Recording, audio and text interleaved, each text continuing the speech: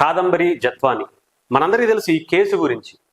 అయితే రీసెంట్గా కొన్ని సంచలన విషయాలు కూడా దీనిలో బయటపడ్డాయి. ముఖ్యంగా కొంతమంది ఐపీఎస్ అధికారులు కూడా దీంట్లో ఉన్నారు. దాని మీద కూడా గవర్నమెంట్ కూడా సీరియస్ అయింది. వాళ్ళని సస్పెండ్ చేస్తున్నట్టు కూడా మనకి తెలిసింది. అయితే దీంట్లో ఒక కొత్తగా స్టోరీ, అంటే అధికార దుర్వినియోగానికి ఎలా పాల్పడ్డారు, దీనిని పథకం ప్రకారం ఎలా, అంటే ఒక స్క్రిప్ట్ రాసి ఆ స్క్రిప్ట్లో కూడా ఒక పోలీస్ అధికారులే, ఏదైతే వకీల్ సాబ్ సినిమాలో ఒక పోలీస్ అధికారి మనకు తెలుసు, సూపర్ ఉమెన్ గా ఉన్నటువంటి ఒక పోలీస్ క్యారెక్టర్ని ఎలా హైలైట్ చేసి, అంటే ఒక పొలిటికల్ బ్యాక్గ్రౌండ్ ఉన్నటువంటి ఒక వ్యక్తులు వ్యవస్థని ఎలా నిర్వీర్యం చేయొచ్చు, ఎలా వాడుకోవచ్చు అన్న దానికి ఉదాహరిస్తూ ఆ సీన్స్ మనందరికీ గుర్తున్నే ఉంటాయి. పవన్ కళ్యాణ్ గారు నటించినటువంటి వకీల్ సాబ్ సినిమాలో అదే తరహాలో, మరి ఆ సినిమానే స్ఫూర్తిగా ఏమన్నా తీసుకున్నారా లేదంటే తెలియదు, కానీ అంతకు మించి రక్తి కట్టించేలాగా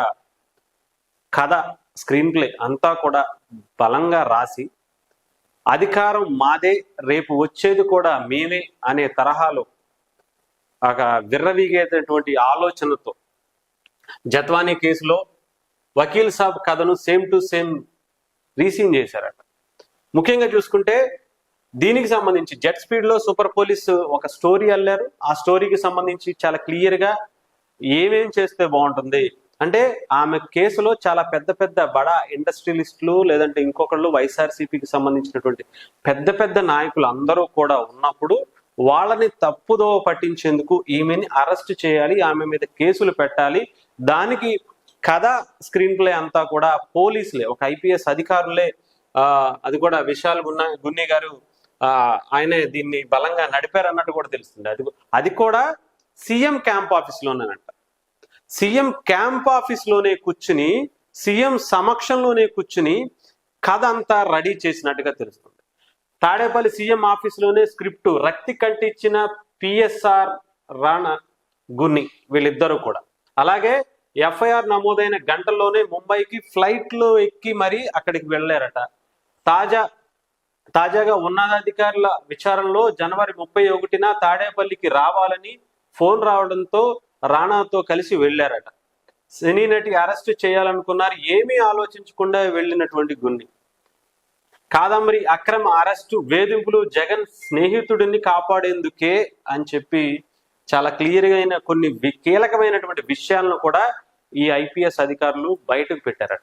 సో ఏదేమైనా సరే అధికారాన్ని ఎంత బలంగా ఉపయోగించుకోవచ్చు అనేది వైఎస్ఆర్సీపీకి 5 ఏళ్లలో చాలా బాగా తెలిసింది. ముఖ్యంగా రాజకీయ జోక్యం, తన బలంతోనే వేధింపులు, ధన బలంతోనే వేధింపులు.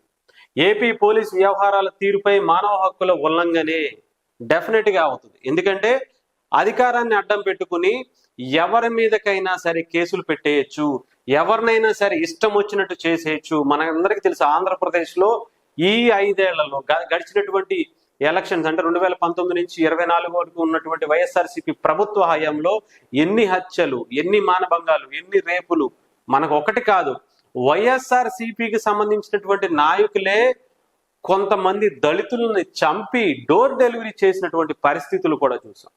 విచ్చలవిడిగా ఎమ్మెల్యేలు, మంత్రులు, మినిస్టర్లు అంటే లేడీస్ మీద ఇష్టం వచ్చినట్టు మాట్లాడడం, వాళ్ళతో ఇష్టం వచ్చినట్టుగా వాళ్ళ మీద అత్యాచారాలు చేయటం, అయినా కూడా ఎక్కడా కూడా వాళ్ళ మీద చర్యలు తీసుకున్నట్టు కానీ, పైగా డోర్ డెలివరీ చేసి వచ్చినటువంటి ఒక బాడీని చంపి డోర్ డెలివరీ చేసి వచ్చినటువంటి కొంతమంది ఎమ్మెల్సీలని హక్కున చేర్చుకుని స్వాగత తోరణాలతో, బాజా భజంత్రీలతో వాళ్ళని వెల్కమ్ చెప్పి జగన్మోహన్ రెడ్డి గారు భుజం తట్టి శబాష్ బా చేసావు అనే తరహాలో.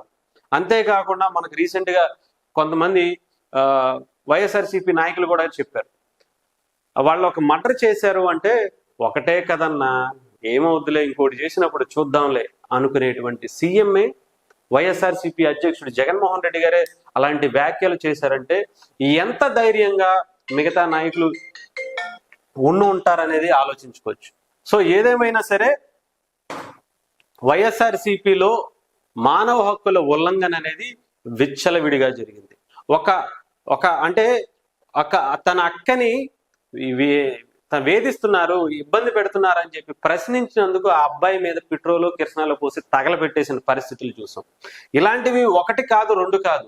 చెప్పుకోవాలంటే నిజంగా ఒక ఎంపీ ఏమో న్యూడ్ కాల్స్ చేసి మాట్లాడతాడు, ఇంకొక ఎమ్మెల్యేలు మినిస్టర్లుగా ఉన్నటువంటి వ్యక్తులేమో గంట అరగంట సంజనా సుకన్యాలు అంటూ వెనకాల తిరుగుతారు. ఇష్టం వచ్చినట్టు ఒకళ్ళేమో పిల్లల్ని అందరినీ వదిలేసి ఇంకొకళ్ళు వెనకాల తిరుగుతూ ఉంటారు. ఏమో నిజంగా అసలు వీళ్ళు ఏం చేస్తున్నారో తెలియదు. వీళ్ళందరికీ ఎవరి ధైర్యమో అర్థం కాదు. వీళ్ళందరినీ స్ఫూర్తిగా తీసుకుని స్టిల్ ఈ రోజుకి కూడా ఆ పార్టీలోంచి వచ్చినటువంటి ఒక ఎమ్మెల్యే, టీడీపీలో జాయిన్ అయినటువంటి ఒక ఎమ్మెల్యే కూడా అదే తరహాలో అధికారాన్ని అడ్డం పెట్టుకుని ఏదైనా చేసేయచ్చు అనుకునే తరహాలో ఒక ఎమ్మెల్యే పట్టుబడ్డారు. అడ్డంగా దొరికిపోయాడు. వాళ్ళని కూడా వెంటనే టీడీపీ నుంచి సస్పెండ్ చేస్తూ ఉత్తర్వులు ఇచ్చింది. అంటే ఇంకా అదే బుద్ధి ఇంకా వీళ్ళకి పోయినట్టుగా కనిపించట్లేదు. ఇంకా విశాఖపట్నం అలాగే అటు ఆ ప్రాంతాల్లో కొంతమంది నాయకులు వైఎస్ఆర్సీపీలో బడా నాయకులు బయటకు వస్తున్నారు. ఏదేమైనా సరే ఏపీ పోలీసులు వ్యవహరించినటువంటి తీరును మానవ హక్కుల ఉల్లంఘన అని చెప్తున్నారు. ఈ కేసు నుంచి బడా పారిశ్రామికవేత్తలను కాపాడేందుకే నా కుటుంబంపై కేసు, విద్యాసాగర్ ఫిర్యాదు పూర్తిగా కట్టుకథ, ఒక ఆంగ్ల ఛానల్ ఇంటర్వ్యూలో జత్వానీ ఇచ్చినటువంటి వాంగ్మూలంగా అనుకోవచ్చు, లేకపోతే ఇంటర్వ్యూ అనుకోవచ్చు. ఏదైనా కానీ ఇది ఒక కీలకమైనటువంటి కేసుగా మారబోతున్నట్టుగా తెలుస్తుంది. జత్వానీ వెనక ఎవరున్నారు, జత్వానీకి సంబంధించినటువంటి ఈ కేసు చుట్టూ తను నిరికించే ప్రయత్నం ఎందుకు చేశారు, తనని ఎందుకని ఇబ్బంది పెట్టారు, ఎవరి దీని మీద పాత్రధారి ఎవరు, సూత్రధారి ఎవరు, సీఎం క్యాంప్ ఆఫీస్లోనే, తాడేపల్లి సీఎం క్యాంప్ ఆఫీస్లోనే చేస్తుంటే జగన్మోహన్ రెడ్డి గారు కానీ సీఎంఓ కానీ కనుసన్నల్లోనే ఎందుకు చేపించినట్టు, దీంట్లో ఎవరెవరి పాత్రలు ఉన్నాయనేది కూడా ఇప్పుడు మొత్తం అంతా కూడా తేల్చే ప్రయత్నంలో ప్రస్తుతానికి పోలీస్ అధికారులు అయితే ఉన్నారు. దీనికి సంబంధించి ఒక సపరేట్ టీం కూడా ఏర్పాటు చేసి మరి వాళ్ళ పర్యవేక్షణలో చేస్తున్నారు. చాలా ఫాస్ట్ గా జరుగుతుంది, జెట్ స్పీడ్ లో జరుగుతుంది. ఇక్కడ మరి ఈ సూపర్ పోలీస్ ఎవరు అనేది, ఆ సూపర్ పోలీసు వెనుక ఇప్పుడు ఎవరెవరు ఉన్నారు అనేది కూడా బయటికి తీసేది పనిలో రాష్ట్ర ప్రభుత్వం కూడా ఉందనుకో.